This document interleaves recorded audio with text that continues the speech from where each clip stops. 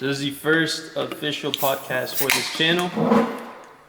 We're going to be interviewing my friend John, who is a dropshipper, Delmer, who is a GC and a developer, and then just be talking about crypto, real estate dropshipping, health, fitness, and God. So, all right, guys. What's up, guys? My name is Delmer Regalato. You can find me on Instagram at Delmer Regalato. And pretty much what I started doing was I was a subcontractor in painting, and I leveled my way up to becoming a general contractor. At the current moment, I run the business alongside my father, which is an amazing partnership that I have with him. And now we are developing single family and duplex homes out here in Southwest Florida, looking to flip them and make a beautiful profit on them. So yeah. Introduce yourself. I just give a quick rundown. Yeah, what you do, who you are, what you like. Do I talk to the camera? No, you can hear with us. All right. My name is Jonathan Silvera. I run an e-commerce business, fully digital. I basically just drop ship solar panels and other solar products, and I try to, do bigger deals. But right now, I'm expanding with, different things I'm trying with, like Google Ads, and starting other web stores. One with this guy, and it's gonna be a good year. For sure. And if y'all don't know me already, my name is Adrian. I focus on crypto, sales, and info, and then I'm focused on content creation and building my personal brand. We started off, my father started off painting for another subcontractor, and he was maybe making $50K a year after everything. And I came in at 17 and would help him out on these jobs. So same thing as Jonathan, instead of being in the warehouse, I wanted to do something higher level. So I started realizing that these clients are not anything that I'm scared of to deal with, and not anything that I can't build relationships with. And I started doing just that. And they actually admired me because of how young I was, trying to start making sales with them and provide value to their properties. So once I started doing that, the business completely started taking off. We went from maybe making $150K in revenue, which was like a 2-man, 3-man team, to making $500K. And that was like in 2021, 2022. Then 2023 came around, and that's when I took it to another level. So basically how he's doing wholesale/commercial deals, I went into commercial and started looking for apartment complexes. And that's the niche that I found success in. So that's where that took us from 500K to over 3 million in revenue in a year, which was 2023. And you learned this all by yourself? All by myself, all through YouTube, Excel sheets, just practicing, putting numbers in, making things look pretty, making the numbers work out, seeing what other companies are charging so we can be competitive, and then just hitting the books and calling the estimators of these general contracting companies that are massive. These are $100 million operations being ran. So, yeah. So you worked with your pops, scaled it up by doing cold calling and just learning as you go? Cold calling, cold emailing, and then learning as I go with estimating, learning how to read the plans. Thankfully, in terms of when it comes to painting, it's pretty easy. You just find square footage and ceilings and everything. But I learned the ins and outs of plans, where to find things in these plans, because these are massive plans. Did you have to go to college for that? I did, but I dropped out. So I'm technically a dropout. So you don't have to go to college. So you don't. No, you don't. I probably spent 2 years. I learned a little bit, but there's nothing that I couldn't have learned on my own. But what I will say, and this is what a lot of people say, is the networking. I was able to land a $1.3 million job that we are actually starting next month because of a friend that I had in college that became an estimator at a big construction company. And he then plugged me in and told me some information that really helped me, and you're the insider, and allowed me to get the job. So yeah. Okay, and then you're a GC, correct? Tell us about that process. Correct. So 2023 came around, and I said, let me up this level one more time. Let me not just work for these GCs. Let me become one. And that's how old are you, by the way? I'm 23. You're a GC at 23. Yeah, I was a GC at 21. 20 bucks, not bad. Not bad, dude, bro. I was a GC at 21, but it's pretty impressive. Obviously, you get the license, but it's what can you do with it, right? So 2023 came around, and then 2024 was around, and we started realizing that the true people that make money in these businesses are the owners, of course. But what is the problem? Capital, right? So capital is the issue, but thankfully we're in a position now where we have started projects in terms of constructing and developing real estate, single-family homes. And now the next level is lenders. So we're learning the ins and outs of the lending game. Whoa. And this is a whole nother level. Slow down. All right, so you went from a 3-man team Correct. to, with your pops, right? 3-man Literally, team. yeah. Back what year? Back in 21, 22. 21, 22. 21, Right, 22. so how did you go about growing and scaling it? You know, how many people do you have, or how many people are in the company right now? Now we have around 15 full-time employees. Employees. Yes. Okay. These guys are crews. So yeah, so we have 2 project managers, and then we have the rest out there working, and they all have their specific tasks that they're really good at. Some are good at masking, some are good at spraying, etc. And we try to put them in the best positions for them to succeed. So this is a service-based business. Correct. What are the ins and outs for someone who's looking to actually grow a service-based business, right? Sometimes people struggle with getting the capital. Sometimes people struggle with getting jobs or finding good crews that can actually do the proper work. What have you learned, through your journey with your pops and growing your company? I've learned that it depends, right? So if you're starting from the absolute bottom and you have no capital, you're gonna have to get out there and do work yourself. You're gonna have to get out there, do door to door, go give your business cards to people, just make things move, right? You're gonna have to do it all. Now, once you are at the key level where you are making enough income to where you don't have to be swinging the hammer, that is when everything can change for your business. Because now you're doing tasks that are worth your time, such as sales, marketing, content creation, whatever it is for your business is vital. And so I learned that once I started focusing on that, because I had the capability, everything just took off. So that's the best advice I can give to someone in service-based industry. Okay. And then you got into commercial with your pops, and obviously, like, something that people don't normally know that can't look at it from the outside, right? Like, how you even get into commercial. I know it's cold calling or cold outreach, but like, as far as actually taking the step or the commitment to go ahead and just full on attack it and be able to land those jobs, like, what can you say on it? Man, unfortunately, we are in an industry that's based off pricing. So for that first job, you have to do whatever you have to do. You have to take out estimator to dinner, to lunch, take him out to lunch. If you have to come in at the lowest, unfortunately, and know that you might not make 30% margins, but you only make 15, 20%, you got to do it. The thing is getting your foot in the door. Once you have your foot in the door, now you can start building rapport with not just that company, but with your marketing as well. Now other companies will see the value that you can provide to that company. Once you have established that and you're a trustworthy brand in the industry, now you can start competing on a higher level in terms of pricing. They'll take you more seriously. They'll know the quality of work you're providing. So now you're just not being the cheapest. Now you're being the best. So that's the key difference in commercial. Okay. And then as far as developing houses and stuff, I know you're building a house, correct, in Lehigh. So to walk us through that process. So yeah, essentially with building, you want to just make sure from the get-go, from the pre-construction phase, that you are starting off on the right foot. You want to have the proper plans. You want to have permitting, at least, know the basis of how to do it.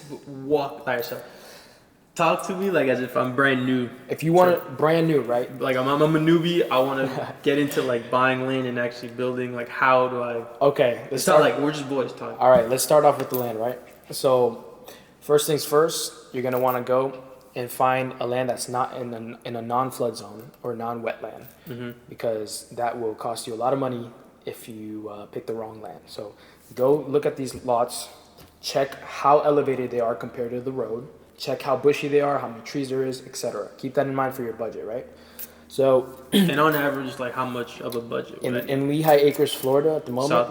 Southwest Florida, but I'm specifically speaking to Lehigh because it does differentiate even 20 minutes out. In Lehigh Acres, Florida, you want to look between 25 to 30 grand for your lots. to buy land. Correct. Okay. So now that you have that in mind, you close on your land. You usually want to do this cash, but if you can't, you can always obtain a construction loan that covers your land and your building costs. But in this case, let's say you do cash, boom, you're done, right?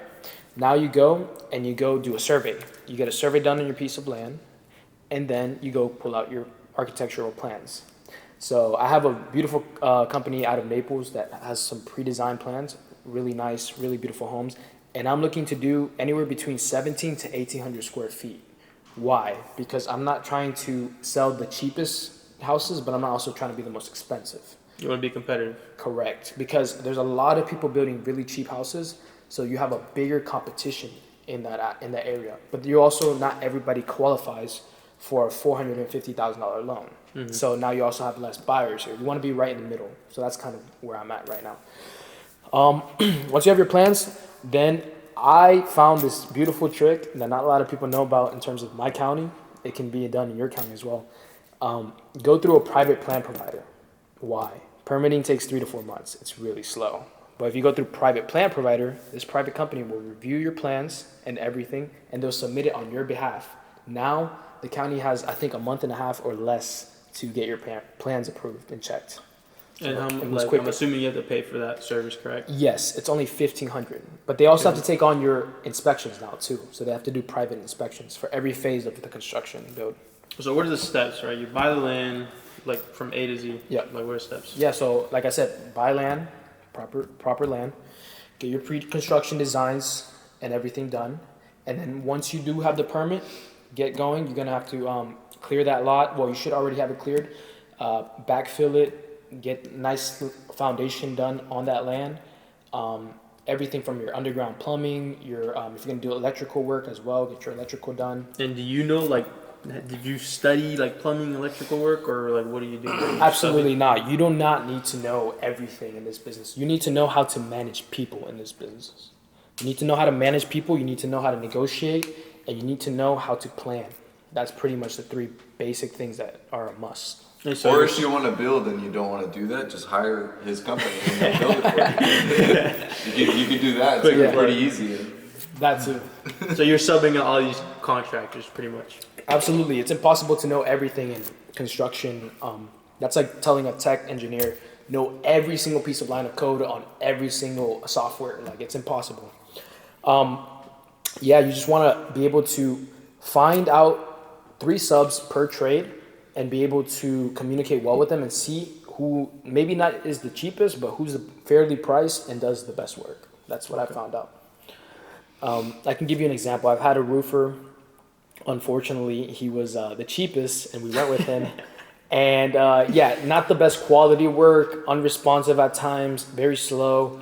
But we learned our lesson pretty quick, and that only happened to us 1 or 2 times. And now we do not go for the cheapest; we go for the best. If they happen to be the cheapest and they're the best, well, welcome. So you're basically like researching their quality of work and looking at the type of work that they did. Correct. And then determining from there, hey, is this a good fit for what we're trying to do or not, or for the work? Absolutely, yeah. And you can usually tell in the way a company presents itself, because I have been the subcontractor, just based off how their invoices look, just based off how they speak to you, just based off the amount of information they're able to provide you before the job starts. You can tell when somebody is high quality and low quality. So so once you get through your construction phases, make sure your inspections are getting passed. You're going to do your structure, you're going to do your roof, you're going to do all your plumbing and electrical, and then install your finishes. So this is a key term. People think that they should go most expensively on structure, which you should have a quality structure, of course, but they lack on the finishes side of things. So they forget to make the end product beautiful. Because at the end of the day, what sells houses in this market are kitchens, bathrooms, and then usually just big old living rooms. So you want to make beautiful floors, you want to make beautiful kitchen, beautiful cabinets, beautiful bathrooms, and usually the wives will be sold. So don't cheap out at the end. Don't cheap out at the end. Don't cheap out on the things that matter. The important things. Correct. So right now you're building a single family house, right? Correct. Where are you in that stage? And how long has it taken? So we started back in October, and currently it is January 2025. So what is that? November, December. It's been what, 5 months? Around 5 months? 4 or 5, yeah. 4 or 5 months. I think we are probably going to finish up this house in the next 2 months. So building should be taking between 5 to 7 months. 5 if you're really good and you have really good subs, and then 7, if you're pretty quick, Anything above 7 starts becoming a little long, but that's where capital comes into play. Not everybody has the capital to keep going stage after stage. And so are you pulling out loans or just from At the current moment, the first one has been all capital, all cash. all cash? Correct. Damn, nigga. Correct. But loans is the next move. And so loans is going to be fun. Loans, we're going to go for 2 houses at one time. So that's the next play. Okay. 2 houses at one time. We're going to ask for. And is this personal? Like they're checking personal credit, or is it business? So they do need to check some personal credit, but usually if the business backs it up via the income the business has and everything, that should qualify you. As well as experience. You do need to show some experience that you know what you're doing. So time in the game. Correct. Okay. But thankfully, because I'm a GC, I'm automatically approved for experience. Yep. How much experience do you need to get your license? So with GC, you can either do college, all 4 years, get your bachelor's, and then you only need 1 year of project managing, or you Under a company, right? under a company, correct. Or you need a mix. You could do 2 years of college, which is what I did. I literally put 2 years of college, so I guess that was a benefit of going to college. And then I put another 2 years of experience on the field. Because it's true, I've been out on many projects, so. So if he wanted to buy and build, right, which he's planning on doing, Yeah, I'm trying to get him to do it I'm with just me. gonna hire. Like I don't need to learn all that stuff if I can just like let him handle it. If I have the money to just have someone else deal with it while I can Build work on it, my manage stuff, it. that's worth it in my opinion. Yeah, I mean, I actually have 2 projects that are being done, one by a family member and another by another friend. And I charge them a pretty fair fee. Yeah, like he's the specialist. Why am I gonna go and try to like learn all this stuff and Correct. do it myself when he's been doing it for so long? I might as well just give him the 10, 15, 20 grand that he's gonna charge me to Correct. just do it right. Correct. You know? So that's exactly what I'm doing as well with 2 other close people. Yeah, Yeah. that makes the most sense for me. And so what are the profit margins, right? Like when you All right, so let's talk profit margins, right? money. Money. So currently the market is a little tight. I'm not gonna lie to you, but in terms of money, we are building a 17, we could call it 1,800 square foot house, and we are gonna be all in at around $280,000 Upfront capital to build. upfront capital. Correct. That's with lots including, that's with all building costs, all permit costs, everything. And we should be able to get anywhere between $390,000 to $410,000. When you sell it. Correct. It could have That's been about more, what, but the market 80? has been tight. Yeah. What's that profit? Yeah, what's the final number? So if we're doing, Give it like let's keep it low. So let's do 390 Conservative. minus 280. That's 110 profit. But you must Zoom in on. $110,000 profit for a house. But That's it? keep in mind, That's it. but keep in mind the taxes on that as well. You'll get there someday. But. So what percentage of that goes to taxes? So I think in real estate, Because you built it what in like 5-7 months? yeah. So if you build it in under a year, you sell it pretty quickly. It's 30%. So taxes, Uncle Sam wants his cut. But there is a 1031 exchange form that you can go through. But then you can't touch your capital, so you have to put all that capital right back into. So another you take the project. profit and roll it over Correct. into another build or Yeah, there's a lot of people that do that because they don't need to touch the money. So they'll do like 5, 6, 7, 8 builds literally without touching their money ever, and then at the end they'll pull out. and then Somebody- pay their taxes. Correct.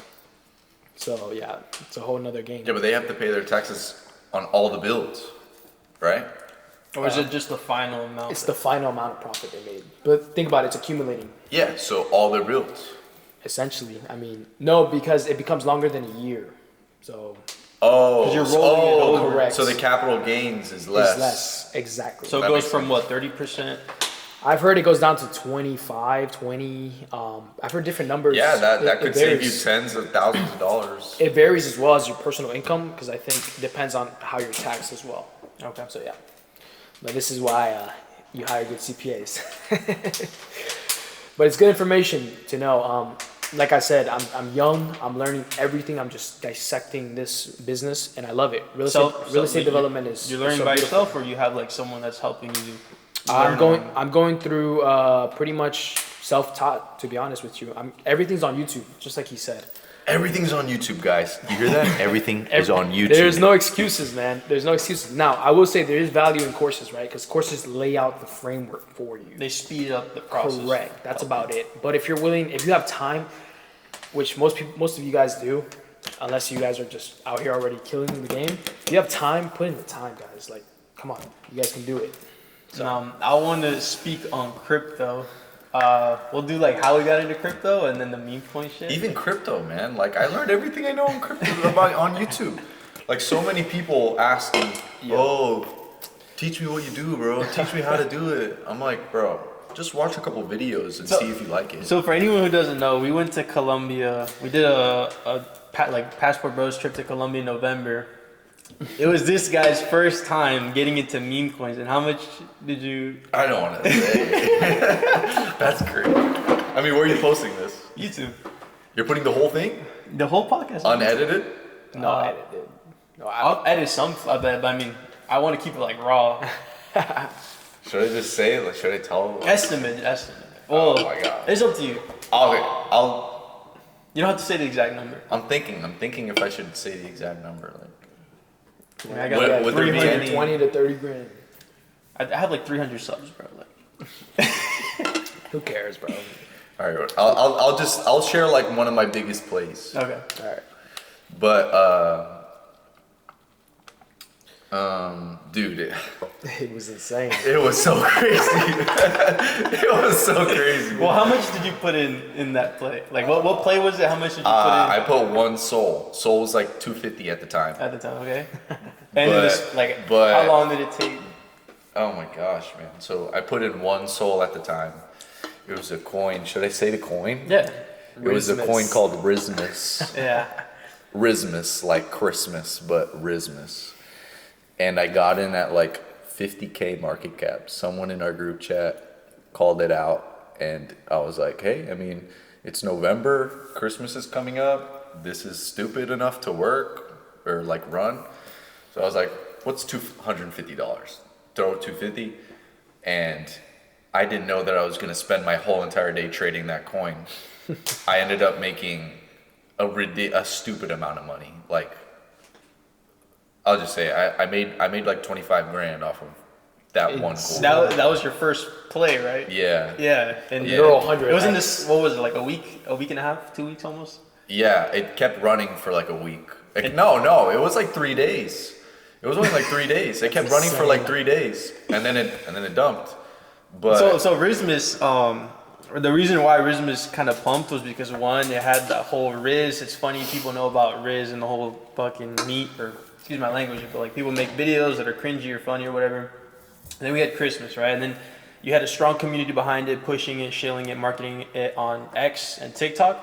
And so in the span of 2 weeks, it went from like a 100K market cap, we got in a little bit lower, to $90 million market cap. Like stupid. on our way It was to insane. Colombia. it was stupid. I would have made a lot more if I wasn't selling on the way up. Yeah, But yeah. obviously you have to. So in the meme coin space, you have to take profits, because if you don't, then you like that's the whole name of the game. You want to take profits. Rismus was. But if I held my original investment all the way to 90 mil, Oh my god. But you couldn't have possibly known. You would. obviously not. Like the safest way to trade is to buy on the way down and sell on the way up. But oh my, just to imagine it, like wow, $250 could have turned to like almost 100 grand if I did Probably more. yeah, but yeah, that was like, guy, if I'm being honest, that was lucky. Like Yeah, that was a lucky. That was First a lucky play play. coming in the meme Yeah, coins. that was lucky. That was no skill. I didn't even find the coin. I just took the risk, and it worked out. Throw it. Yeah, Like, but if I lose it, I lose it. there have been other plays that I hit that I made ridiculous amounts of money on, but I actually traded the coin. So instead of just like buying something super small, I traded something a little bigger, but I was buying the dips, and then once it pumps, I sell the pumps, and it keeps pumping, I sell more. Oh, it dipped again, I buy the dip again. So you just trade it up and down, and you can make the same amount of money just doing that, but it's that like higher volume. Beautiful. So when getting into meme coins, because people are like, oh, how do I find the next one, right? So look for narrative, look for a strong community. Is this a meme that you like? And then you don't always have to find the first coin. Like we luckily found Rizmus, but then after that we had like other Riz coins. We had like Riz Tree, Riz Elf.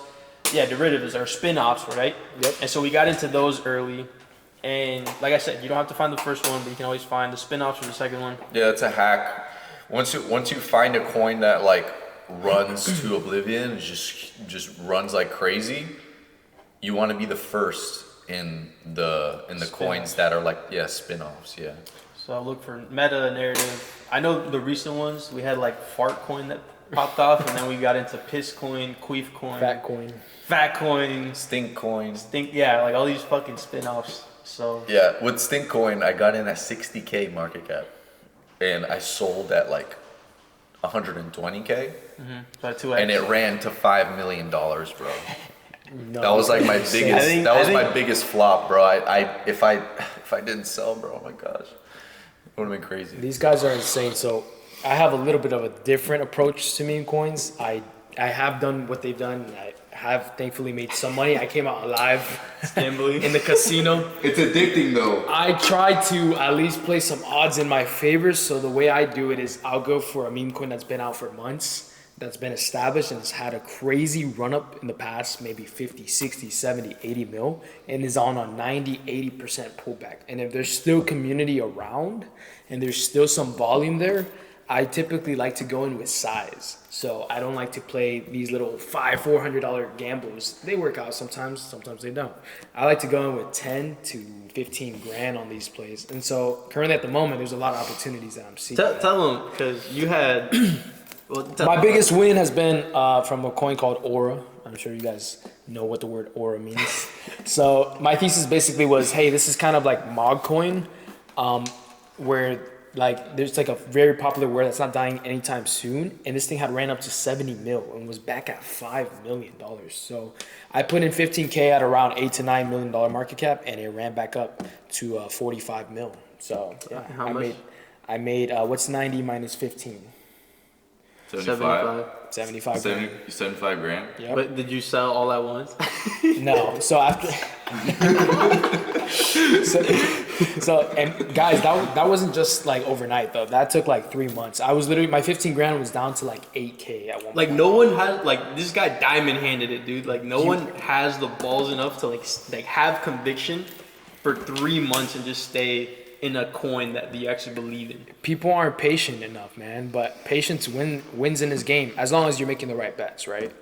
But dude, I would just be on X researching who's tweeting about this, how active is it, be in the telegrams, check how the community feels, and then check the top holders, man. If these top holders aren't selling a dime, you're golden, man. You have nothing to worry about.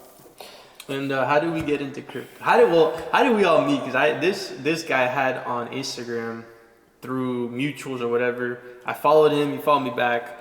Then I posted a picture of me watching the round table. I think it was like Luke Belmar and Seb Georgiou or something like that. Correct. This guy slid into my DMs, started chatting it up for like a couple of days, sending voice notes. He's like, bro, just send me your number. And he called me, and then we got on the phone for like 2 hours. I think how did I meet him? It was through Delmer, I think. through Delmer, but we or went to the Leo. cigar Yeah, lounge, right? correct. Yeah. But how did y'all meet? Through Leo, correct? No, dude, we went to high school together. Yeah, but I never really knew you like that. Yeah. We met Yeah, at a we cigar were- bar When as did we well. start talking? Cigar bar. At a cigar bar. Probably, yeah. Yeah, It was literally. probably like In Fort Myers, we right? just like got together at a cigar bar and just to talk about business. And It was Yeah. like a network. The reason why, I remember now, because Leo and me would see each other in the gym, and I think I kind of knew what he was doing in terms of his content and stuff. So I talked to him one day, chopped it up, and we both like just exchanged information. We said, hey man, why don't we meet up one day? And we did exactly that. So we met up there. And then we And I went to met you. cigar bar, and then we all chopped it up, right? Yep. Yeah, Leo's cool peoples. He's Shout like out Leo. Yeah, shout out Leo. He's from Fort Myers, and then he started learning sales. He did like door to door selling water tanks, and then he Correct. started selling in the info space, and he's like a He's top making a closer. killing now, yeah. He lives in Miami now. Shout out Leo. he's got his own little business. He's got his own business now. Yeah. Like he's doing pretty well. But that's how we all met at the cigar bar. We all just started. It's funny. So back to how we got into crypto. I was talking to him, and I started watching this guy named Calvin Hill, Power Publish 2.0 on TikTok. I watched his lives. I asked him, I'm like, how'd you get into crypto? And he recognized him. And then I put you on. Put me on, and then that's how it was a synergy then. Mm-hmm. We were just speaking on the same thing. We started talking about crypto, and then I was like, I don't know if it was you. Did you bring up Calvin first? Yeah, I did. You did? Yeah. And then I was like, I watch him, bro. What? That's crazy. I don't watch him anymore because he's kind of repetitive. So Yeah, but to get started, and he's good. He's good. He's good to teach you when you first get. Absolutely. Like as a beginner. For my first year when I was investing in crypto, I wasn't even trading. I was just investing the money I was long-term. making from solar. He was great, bro. Absolutely. He's made me so much money just from like long-term DCA because I was buying crypto like 2 years ago. Man, he was telling us to buy Solana at like $13, guys. Like, Oh my this guy God. throughout the bear market, This right? guy was here in the bear market live. Like, So he was shout out making- Calvin, bro. I think he did a challenge. I think it was like a 250K challenge, and he grew out it to like 5 mil in a bear market when all the cryptos were down. So I started watching him. I found him on TikTok just scrolling. End of like 2022, and throughout the entire year of 2023, I was watching him. Like his lives go. He goes from like 6-7 p.m. Eastern Standard Time to like 12, 1 o'clock in the morning. He puts in the work. So I was like digesting it because he breaks it down into like digestible pieces for beginners to come and understand. And he tells you about diversification. He teaches you about technical analysis. Yeah, he's great. He's really great. I like owe him a lot of Bread. like what I've done. Yeah. You just kind of graduated his class. Yeah. Yeah. And literally all he asks is for people to buy his like $20 ebook. Yeah. 40 He has like a little ebook where it's just like kind of like a instruction manual on how to invest in crypto safely. Like getting into it, Yeah. and like knowing the And basics. the thing was $20. It's not like he's like some guru trying to sell you some crazy. Like he expensive doesn't, course. respectly, he doesn't need your money. Yeah. Oh He's yeah, good. he already He's makes good. enough. He already makes enough doing what he does. He's an affiliate marketer, and then he invests in crypto to multiply his income. Bro's Smart guy. average, like someone's average portfolio size, that's like a couple $1,000s. Like that's just one of the coins. Like that whole like 5-10 grand is just one One little shitter investment like coin that he just doesn't care has. about. But Yeah. yeah, bro's a deca millionaire. Yeah. But so we're investing into crypto long term, right? And the markets weren't doing anything, and he was the one who like made the switch. Like, bro, look into meme coins. Like I think you found Brett, right? Correct. So tell him. So I remember Israel was being attacked by, I think it was Iran, and everything just started dumping. Like I'm talking everything, like all coins in terms of AI, which was my biggest positions, just started going down 40, 50%. I saw my account go from like 60 grand to like 30, 40K. And it just like started to bounce back up, obviously, once people started buying back in. But I saw one of my coins holding, and it was only down 12, 15%, and that was Brett. So I looked in, I was like, why is this meme coin doing well? Well, because at the end of the day, meme coins just give everybody the hope that, hey, there's no tech behind this. There's nothing special about this. All this is just a community that believes in this funny meme. That's it. So we're either going to get rich together or we're going to get broke together. Yeah, people kind of got tired of like all these promises that all these big crypto companies are Like making. Terra Luna. All these big crypto companies, and people are just holding, and nothing was happening. It's a bear market. Everything goes down. Bitcoin goes up, but everything else just stayed the same. And so he had to tell me like 3 times For it to actually click, right? Because I still had like my Cardano, my XRP wasn't doing shit. I was holding it for like a year and nothing, and it just kept going down or whatever. And he told me how much he made. I remember I was at the office and I was on the phone with him. He told me how much he made off Brett. I'm like, what? What? Like what? Off a meme coin? Yeah. And that's when like I realized I made the switch. I'm like, damn, I'm gonna just sell like my coins that are down. I'm gonna sell negative and then just look into meme coins.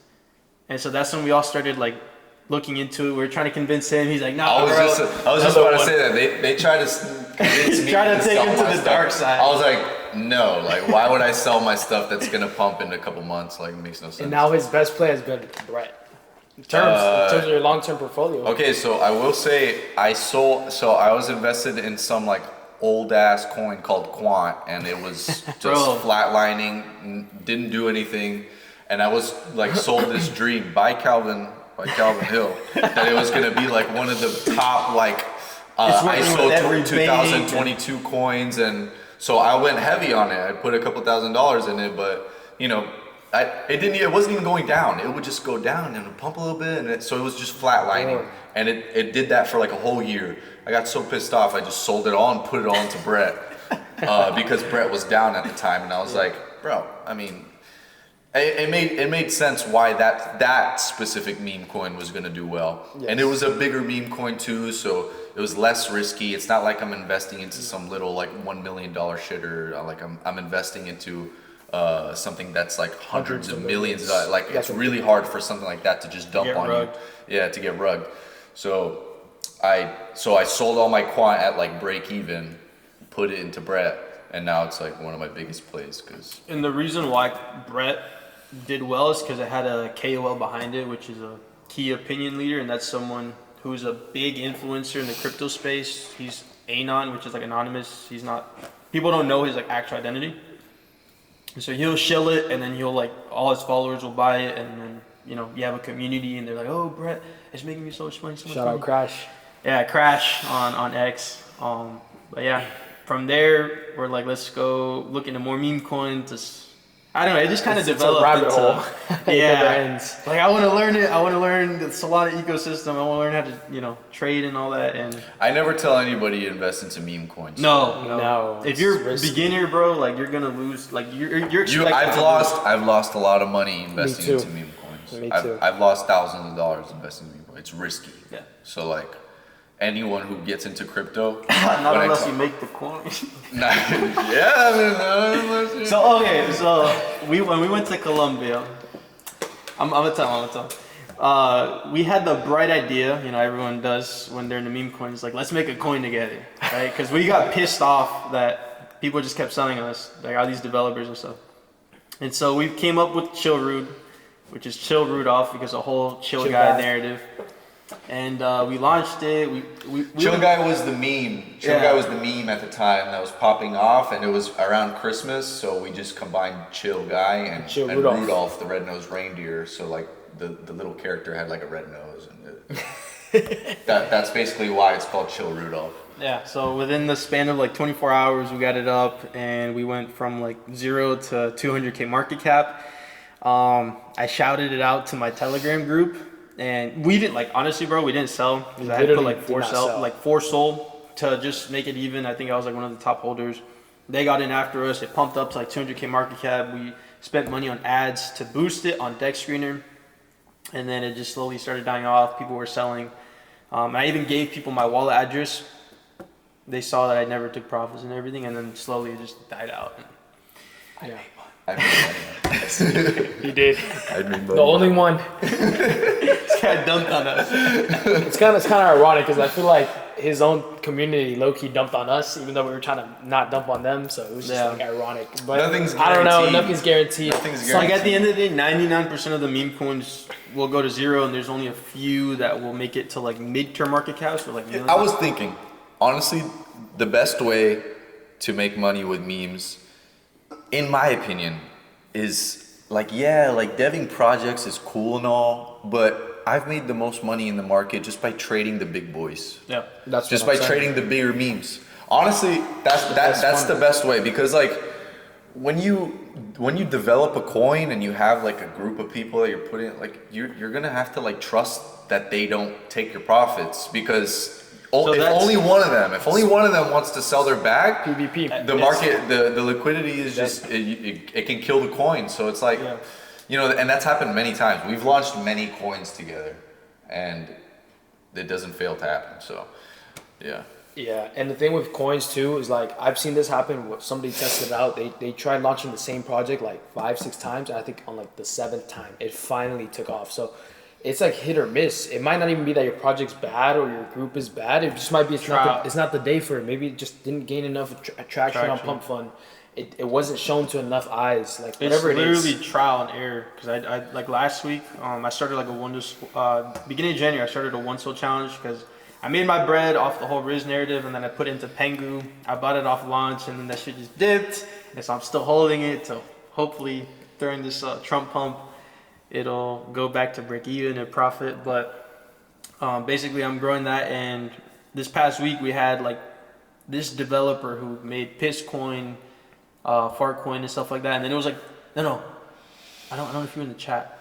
But he made like 7 coins, and on the 5th one, like, is when it actually took off, and that one went to like millions of dollars. So with meme coins, it's literally, if you're someone who's looking to launch them, you can do that on Pump Fund. If you can have a small team, but literally trial and error, see what works. Just keep producing these, launching them, and then one of them is bound to take off eventually. Absolutely. And another piece of advice is never trade alone, trade in groups, because you have everyone looking to verify the socials, you have people looking at the holders, you have someone, Yeah, I would much prefer to trade in groups than like dev coins in groups, bro. That stuff gets so annoying. Yeah. I'd rather. Because you have like someone running, like, in charge of the Telegram, someone promoting on TikTok Live, on X. Like, it feels like a real mini business. Yeah. In a way. It's pretty fun. It is fun though. Like, when things start taking, when you're you're in the trenches, everyone's and things are making starting to go. money. It's like our little pyramid scheme. But yeah, definitely not for the faint of heart, and definitely don't play with this if this is your main source of income. And some people do make it their main source of income. I mean, like, props to them. You can genuinely turn like 20, like, this is, I think, the only place where you can turn like 20, $50 into thousands. Yes. But You can also have lose to, it just as easily. Yeah. Just as easily, if not easier. So I created, it was all like originally 3 of us and one of our other friends, but he does like insurance and stuff. And then because I created content on TikTok and I was posting about crypto and stuff, like, I launched a Telegram chat and people just started, DMing me and asking questions, and I gave them the risks, and a lot of people made money. But we just started adding more and more people. So now we have like an insiders alpha group of like 20 to 24 people, and they're just constantly like scanning, like actually putting in the work. This shout out Corbin, because Corbin's been learning and giving us a bunch of plays. Corbin, he's in the trenches. Corbin's in the trenches, making us money. Carson, Jake, Brett. Shout out Brett. Shout out Low Caps. Yeah, Low Cap Gems. Sorry for napping. Oh my gosh, bro. That's so bad. Shout out. Yo, that's shout out perfect. Marvin. Hey, that's a perfect example why deving coins is dangerous, because this dude. Should I even say this story? Kind of dangerous. No, dangerous. Nah. Yeah. Okay. We'll cut out that part. We'll cut that. No, but Brett made a coin, and when he went to go to sleep, and then that shit just. He said he didn't care. It's just dumped. Trust the process. Look. They're still working on the coin, because that wasn't a pump and dump. That coin has an actual use case that they're making for it. Yeah, we can't mention it now. Oh, we can't? No. Like, Greg is developing this stuff, but he doesn't want us to disclose that information Absolutely. yet. All right. So next topic. Next topic, we can do health, fitness, God, relationship on God and stuff like that. Let me actually. All right, part 2 podcast. We literally went to go shoot some guns. I remember where we left off. Crypto and then Crypto. Wait, we didn't even end it. you just paused it and then left. Yeah. But or no, you were actually gonna segue into a different topic, health and then you said, "Oh, let me pause it here." yeah, so we can do health. Okay, so you went to Capital Club. What did you learn? A lot of data sets, I guess you can call it. But in Capital Club, some of the biggest things I learned were pretty much in terms of health was biohacking. So biohacking has actually been pretty awesome. I was able to learn how grounding works, how to do breath work with Gary Brecka, supplementation. So I didn't realize how much supplements and vitamins our body needs, and I've been able to incorporate that in my life. It's made me feel like so much more. You're still taking the supplements? Yes. What Every single day? So I had a game plan done for me, so I know I take vitamin D, I take B12, and a bunch of other vitamins that my body needs. Is that what you learned at Capital, or was that from 10X? So that was just part of the program. That was one of the biggest key takeaways for me, health-wise. In terms of business, I mean, dude, the guys there are just on another level. When it comes to anything e-commerce and crypto, those guys are doing killer numbers, and pretty much they always they implemented that. At the end of the day, you need to think of the customer first. You need to be provide a solution or value to the product, to the market, excuse me, that is so good it's hard to ignore. So same way you need to develop yourself, because everything starts with yourself. So I'm interested on the 10x health thing. Like, you're still taking the supplements every single day? yeah, I branched off from 10x specifically, but I'm still taking the vitamins that I got through my gene test. So basically, a gene test is where they go in, they take your blood work, and they see exactly the vitamins and the type of genes that you have. So that way, you're not just supplementing it for the sake of it. So you're not getting the subscription thing? No, I pretty much just order them myself from brands that I trust on Amazon. But it's like specific to your body, right? Correct. Do you actually feel a difference? I do. Yeah, I mean, I remember like before that, I would have brain fog, and I'd feel like a little lethargic. But ever since taking that, I feel pretty good. Really? Yeah, I mean, obviously, like, do the basics, right? Drink your water, get your 8 hours of sleep, breath work, get some sunlight. Those are the basics. But like when you supplement that, it's just like basically natural steroids. What are you supplementing? I just told you. I mean, vitamin D. I take True Niagen, which is an NAD plus for your brain. True brain. what? True Niagen is the name of the product. I can put you guys on. Don't worry. That's the name of the brand? That's the name of the brand. Basically, it's NAD plus, so it helps with your brain cells, and it helps increase brain cells, and it basically helps the mitochondria run smoother. NAD plus is the It's like The mitochondria is the powerhouse So of the this, nucleus literally. cell or whatever. yeah. No, so NAD plus is what? What is that? NAD plus. I know it. I don't know the definition off the top of my head, but I do know it Is has to it do. synthetic? No, NAD is let me Google this. Fake glitch in the matrix. ChatGPT. This ChatGPT. guy's a phony. Guys, sorry guys. NAD plus. Yeah, I've always been interested in that and seeing if like it actually makes a difference. Nicotinamide adenine dinucleotide. NDA. NAD. Nicotinamide adenine. And you learned this through I Capital Club or? Yeah, I learned this through Capital Club, but then Wait, let me see. I really started digging into it on my own. How much did you like pay to, For the gene test and everything, it was like $700 to $800. That's what I recall. in Capital Club? Where was it? Capital Club was 15 grand. It was in Spain. Very beautiful. Oh, it's natural. NAD plus is natural. It was a very beautiful amenity. Like, it was a hotel. I met some amazing people, some marketers that were doing millions of dollars in terms of revenue. I met Dre, shout out Dre Medici. We're still good friends to this day. He runs a restaurant in Miami, and he has a agency as well. Agency. Yeah. You met, what was it, Jordan Welch as well? Jordan Welch as well. Yeah, Jordan Welch, super down to earth guy. You know, it was awesome to speak about like our upcoming together. Like, I guess you could say from the same He's from the city. 239. He's from Fort Myers. Yeah. It was awesome. It was really, really cool. I did connect with a marketer I was working with, but you know, the painting service, unfortunately, like I said, it's more commercial based that we were kind of striving to, so that didn't really work out in terms of What, he ran residential. ads for you? Yeah, he ran ads for me. Oh, what? He took your money? Oh, you're talking about when you ran ads for the painting company? Yeah. Wait, so you're not painting anymore? Yeah, I mean, we still are. We're doing commercial, like I said. We're gonna finish the project, but we're slowly transitioning You're not doing any residential. towards development. We do residential, that's worth it. What about epoxy? Epoxy, same thing. We're doing straight industrial and commercial. Industrial. Yeah, that we make a killing on that in terms of the secret place. Did out you there. not continue to do Google local services ads? No, because I mean, what happened was we got an influx of a lot of. I mean, it's not that it's bad. It's just that a lot of people came and the margin started slimming down because people would give cheap pricing. But that's obviously like a branding and sales thing, right? But on our end, we just found that we put the same effort into just attaining commercial jobs. It's way better. It's way more profitable. It's longer term projects. Have you tried? It just makes sense. Have you tried using local service ads to target commercial instead of broadening it like everything? That's a good point. No, because the platforms that I have, the softwares, they already provide all the information I need. They provide the GCs, what they're bidding on, what they need, and all the estimators' numbers. So what do? You cold call? Cold call, cold email. They Really? all- Yep. That's how you get all your leads? Literally, yeah. Oh, that's good. And then if they respond back, you bid. Correct. You already Then- send the bid, or then you bid them? So I'll actually question them. I'll be like, hey guys, what are you guys doing?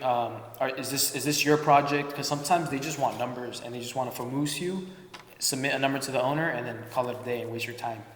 So I like to build a relationship first before I even do any bidding. Yeah, you gotta like kind of frame it like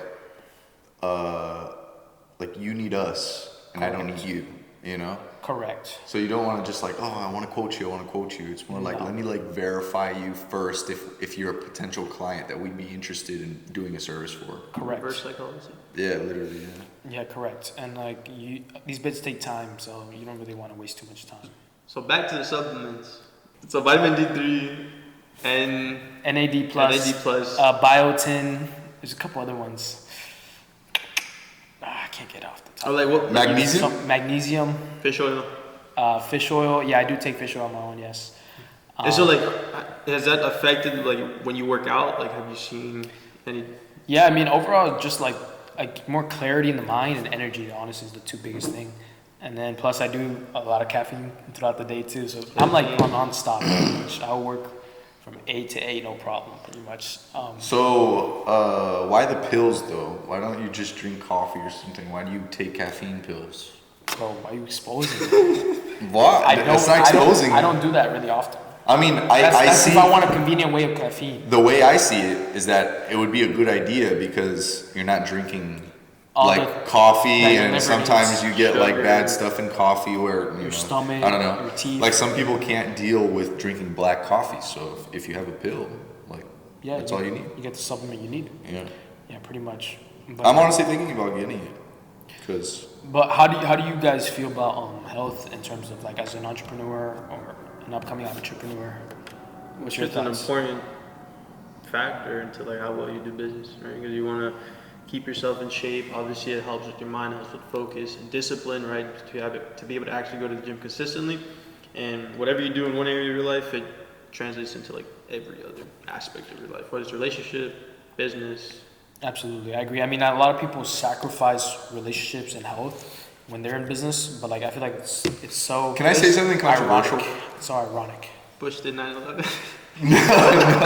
No, I was gonna say, I actually know a lot of guys who are making like way more money than me, and they're like fat as shit, don't go to the gym, eat like complete trash all the time. So Is that more like a mindset? I'm not saying that you need to like be healthy and go to the gym and stuff and then you'll be rich. I mean, the gym and being healthy and stuff is good to like build discipline and self-control.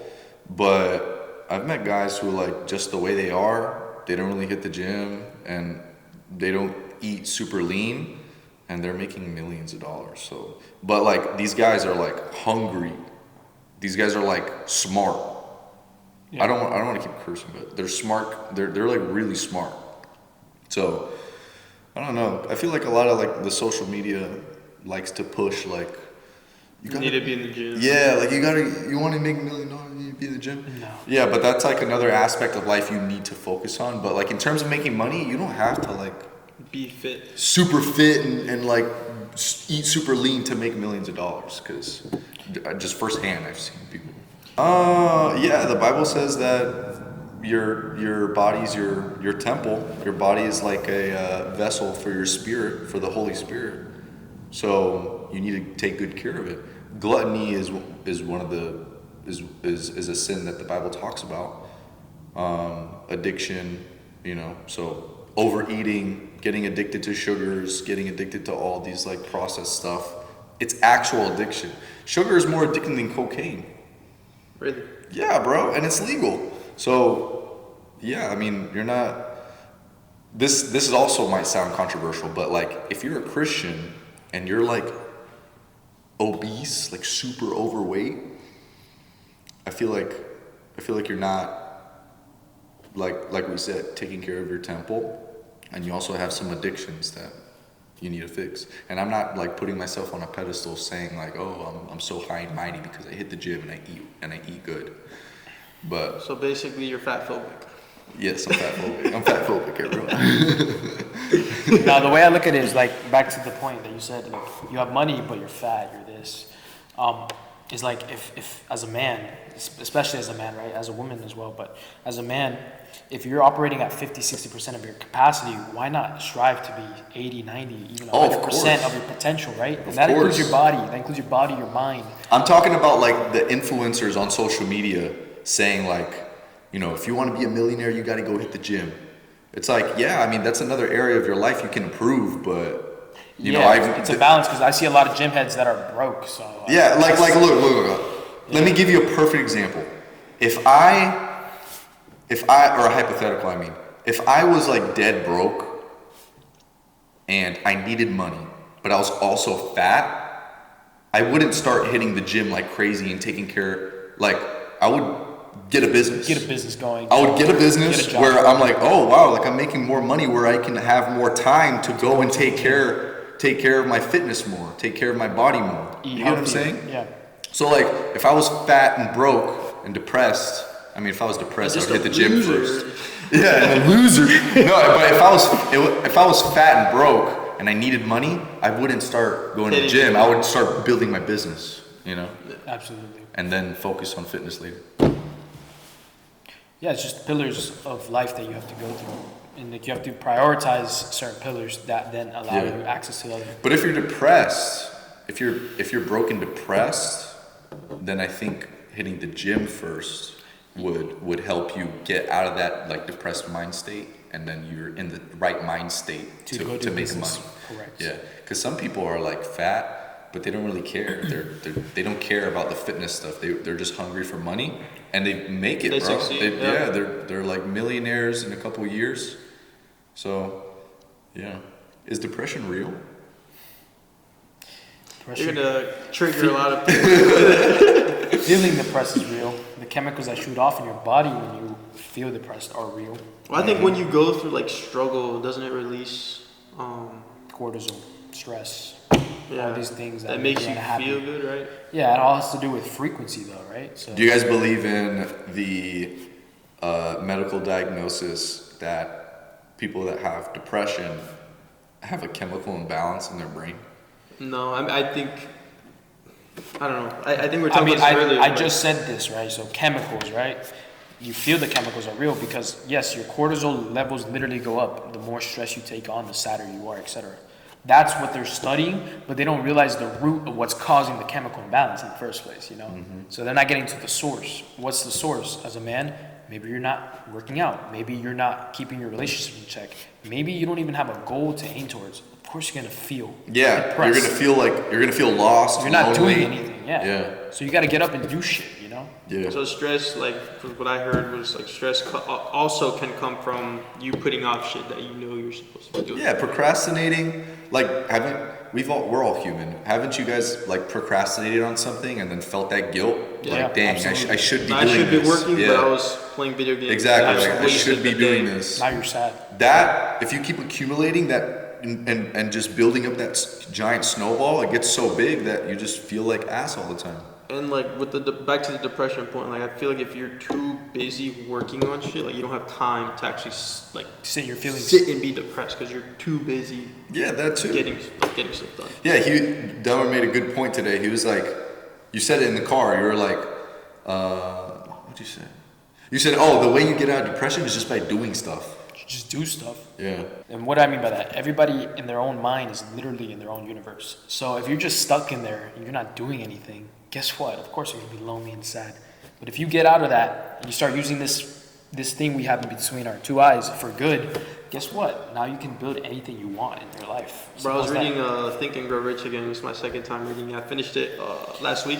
Yeah. And like the idea, like just being able to have an idea and then being able to transmute to like make it into something physical, right? Because a lot of great business people who succeeded had like everything came from an idea. It all starts in the mind. And then they turn that desire into an obsession by persisting on through, facing challenges and overcoming them and sticking to it and be like, hey, no matter what, I'm gonna get to my goal. I'm gonna do what I said I was gonna do.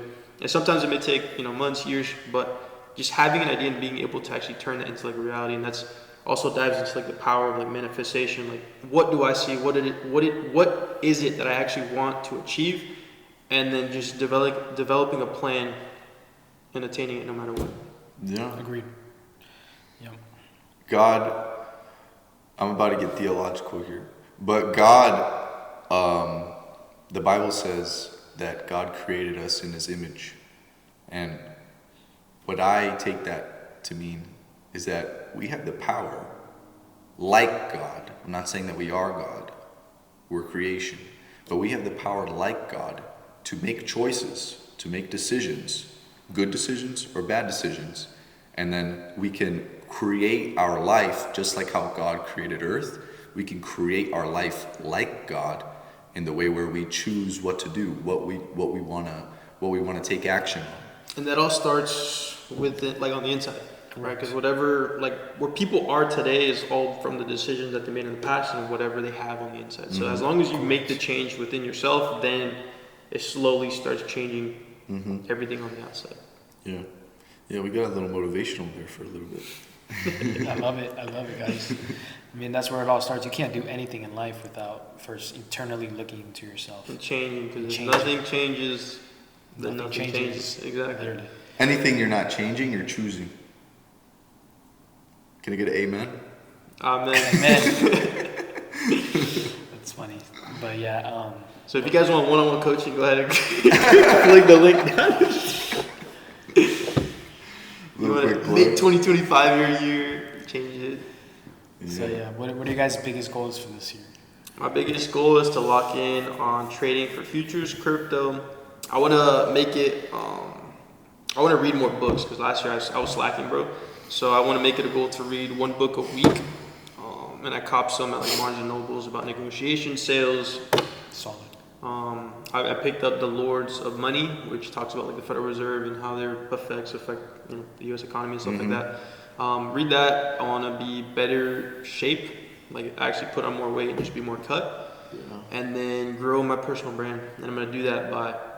This comes back to Think and Grow Rich by having like a goal and then planning and having everything organized. I'm gonna be posting every single day, like short form reels and then working on long form content. Beautiful. So. Nice. How about you? Yeah, mine's pretty similar. I definitely want to finish the Bible this year. Oh, another goal was to get closer to God. Yeah, that should be everyone's goal. But my goal is to definitely finish the whole entire Bible. I'm like making my way through the New Testament. The Catholic Bible. Catholic Bible. Yeah, but the Catholic Bible has more books than the Protestant Bible, than your Bible, and your Bible. Actually, mine has the Apocrypha. Has the what? Apocrypha. It has the Apocrypha? Yep. Yours has the Deuterocanonical? I'm not sure about that one, but Those are the books that were taken out. I know mine has more. We can look into it. Yeah. But I was gifted a Catholic Bible, so I'll be reading the other books that aren't in like the Bible that's being made today. And we can get into why they're not in the Bible, but That's for another. that's extensive. But you want to read the Bible. But I want to finish the Bible. I want to choose a church because I'm still like, I'm still like Experiment. not experimenting, but I found a church that I want to like be a part of. So a goal of mine is to like start the catechism and be a part of that church. Another goal is to hit 9 mil in revenue With solar. with solar. I think that's pretty much it. I think I can do it. Yeah. God willing. I guess on my goals, I guess we'll start personal. I just want to, again, get closer to God through His Word, be more in tune in prayer on a daily basis, and stick to a routine I've had a routine, but I want to improve on my routine and implement biohacking both like morning and night. I want to probably in business, I want to do around 5 mil at least in commercial sales. Alright. On the side of next level contracting. And then on side of development, I want to develop 4 houses, sell them. This year? This year. And then I want to do 6 clients. So that'd be 10 builds total. So I think it's a pretty attainable goal. So 4 personal, 6 4 for personal, clients. 6 for Are you clients. counting the one from last year, or that's Just 4, like 10 total this year. 10 total. Okay. 10 total, so new ones, yeah. I know 3 are on the way for sure, in terms of personal. So, yeah, I'm excited. Excited to see where the markets go. Excited to learn more. I'm excited for Trump to get in office. And yeah, Because I'm thinking. You're only excited for your coins to go up. Yeah, because I got some meme coins, and then I'm gonna get a check this Friday. I'm gonna full port into some cryptos. I'm expecting a Trump pump when he comes in office. So. Bro, I can't with you crypto guys, bro. Gosh, man. Get a load of this guy. this guy, e-com guy. No, I love That's funny. crypto. But yeah, man, I guess to wrap things up, I mean, I think. Wrap things up. We're actually just getting started. What? What? What do you mean? Bro. Yo, we hit the fattest leg day today. I'm cooked, bro. He's I'm better ready to go to cooked. bed. Dumber fucking made us do reps till failure. Oh my gosh, that was the best. what We we did leg should. extensions. I couldn't even, that was like the first workout I couldn't even If you don't walk. fail, you won't grow. If you're not going till failure, you're wasting your time. You gotta break the muscles so that you really Yeah. go back stronger. Yeah. But I guess let's talk about the topic of how important network is and a friendship, a group of friends that you need around you and brothers you need around you to make it. So I think the biggest thing that people do, like the biggest mistake that they make when they're networking is they try to network with people who are more successful than them. Mm-hmm. I think when you work on yourself and you make yourself valuable, people will naturally come to you rather than you like seeking That's true. like mentors and shit. Because as long as you're focused on yourself and you provide value, you make someone more money, or you're into the same topics or whatever, then people will just naturally gravitate toward you, and that's kind of what happened with you two. Like I wasn't out there like DMing people. Yeah, all my business friends just Came to me. nowhere. Agreed. Same. All Yeah. And that's what like most people do wrong is they're like hitting up people in DMs. Yo, bro, can you put me on? Can you do this? Like take the time to learn a skill, learn how to become valuable. And then, as you post or whatever, people will naturally come to you. You'll be in the same. You'll meet around like-minded. Get out of the house too. I met all my business friends Out. just by Being out. working out. Like when I didn't have the business and I was working at like the warehouse. At night, I would like go to the kava bars to work on my side business. I would just be outside the house all the time. Didn't you and then meet I met all a bunch of your trader friends? yeah, Cowboy bro. friends. I met literal millionaires just at the kava bar. Yeah. At coffee shops. Just go shake more hands, guys. That's literally what it's about. Like literally. Like And were you like actually going out of your way, or was it just going No, to bro, go work no. and then it kind of just happened? Like Gil. Yeah. I was just like, the way I met him was I was at Burma one day. Burma's a kava bar, and I was just working, and then I walk by him and I see his computer and I see that he has Facebook ads pulled up. And I was like, oh, you do Facebook ads? Literally. And then he was like, oh yeah, I have an e-commerce firm. And then from there I met him, and then I met all his friends, and he has like a good business group of friends too. And then like that's just like one group of friends that I met that actually like excelled me a lot this past year. Yeah, I met my trading friends. Well, I had people that followed me and I followed back on Instagram. And I saw him post, and I'm like, yo, you do futures trading? And he's like, yeah, bro, I got a free Discord if you want to come in and learn. And I went in there, I saw who he was learning from. He's a 7-figure trader. His name's Alex, shout out him. And I just started getting into it, and that's how I started getting into futures trading. Met y'all, and we did crypto trading. Absolutely. Yeah, like I met like some really successful traders just sitting at the kava bar. Either that or pay to be in like communities. Like to Pay for be access, around. for access. Yeah, to be around like-minded individuals. Correct. Mm-hmm. So Yeah, agreed. I mean, I've met so many clients just by being in the right place at the right time, shaking the right hands, speaking on it. I just met one that we're gonna do a $80,000 pool build in Pool Beach. Just by going to the permit lounge in the county, he walked in. He's like, "Hey, I need some help." I helped him out, provided value, kind of taught him the steps that he needs to do to get his permit approved. Next thing you know, he's over here hiring me. he's like, hey, I also got this. Like, Exactly. Yeah. So just shaking more hands, guys. The more hands you shake, the more doors that. the more opportunity hands you doors. shake, the more money you make. Exactly. So yeah, beautiful. But what about close friends? How important do you think that is? Because this last year, It's been the best year in terms of growing my friendships with brothers, because back when I was in high school, a couple years ago, I had nobody on the same mindset as me of self-improvement, of business. And it's been beautiful to find you guys like you and have them around me. So these two, you guys went to Riverdale, right? But you guys didn't talk. Yeah, no, Yeah, I wasn't business minded. How far is Riverdale from Naples? Like an hour? Yeah, like an hour. So I live in Naples, and like no one in high school, like sometimes you'll have like really, really cool friends, but I was like the person who kind of knew a lot of people, but I wasn't close with them. Like I had different friend groups, one who were nerds and bands, like sports and all that, or weightlifting and all that. But there's not really many people that I connected to in high school until I just started like focusing on, hey, this is what I want. I'm gonna go after it, and then.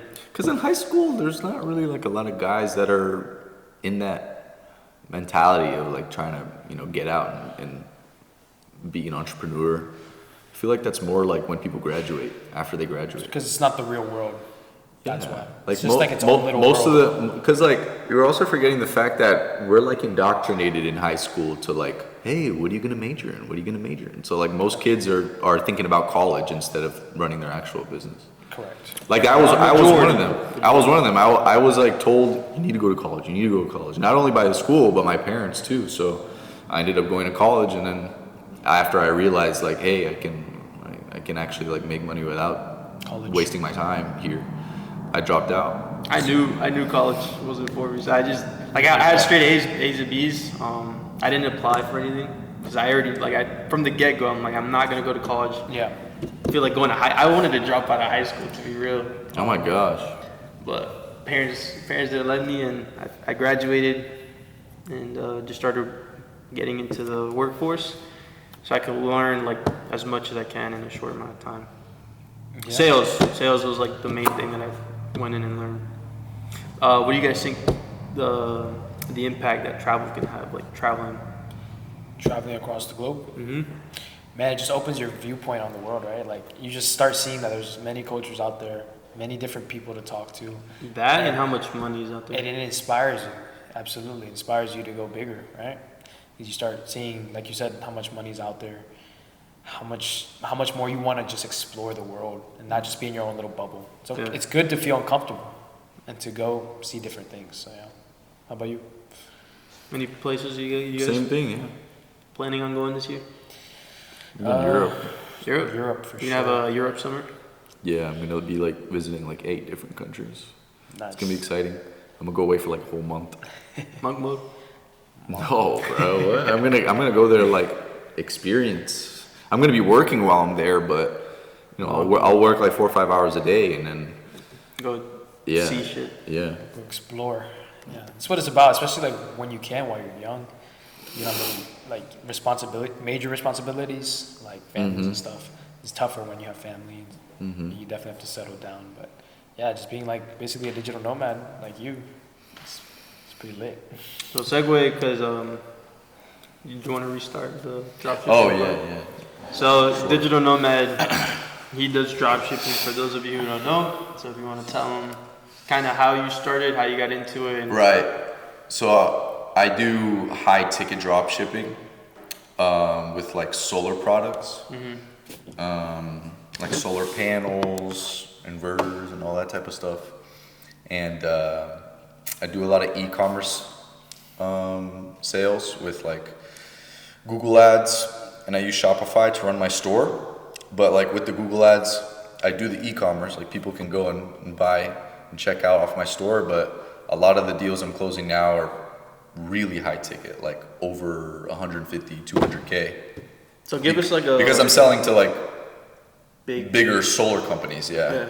So give us a background, like when did you start, how did you start, and sort of like what the journey was like. I was working at a solar company. I was just a warehouse worker making like $12 an hour, and I wanted out. So I asked my boss at the time, I was like, hey, let me be in sales.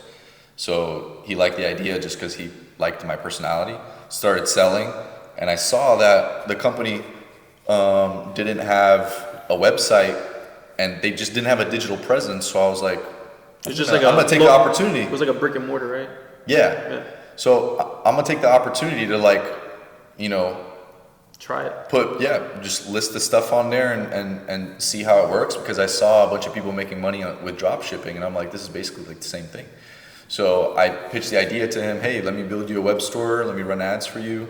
He liked the idea, so I started doing it, started having success. I got to the point where I was making a decent amount of money for me to just like leave the warehouse and leave the office and just like separate and do my own thing. So how much were you making working at the warehouse to like the commission structure when you started making? Yeah, I was making $12 an hour, and then like as I worked there more, I got up to like $20 an hour, and I was making 10% commission off of every sale. But then I structured a deal with my boss where I told him, hey, give me 20% and you don't have to pay me any hourly, or you don't even have to pay me a salary. Like I'll just commission based on. Yeah, I'll just be your digital guy. I'll take care of the website. I'll take care of the ads, and I'll just sell your product. So now they're basically like my supplier.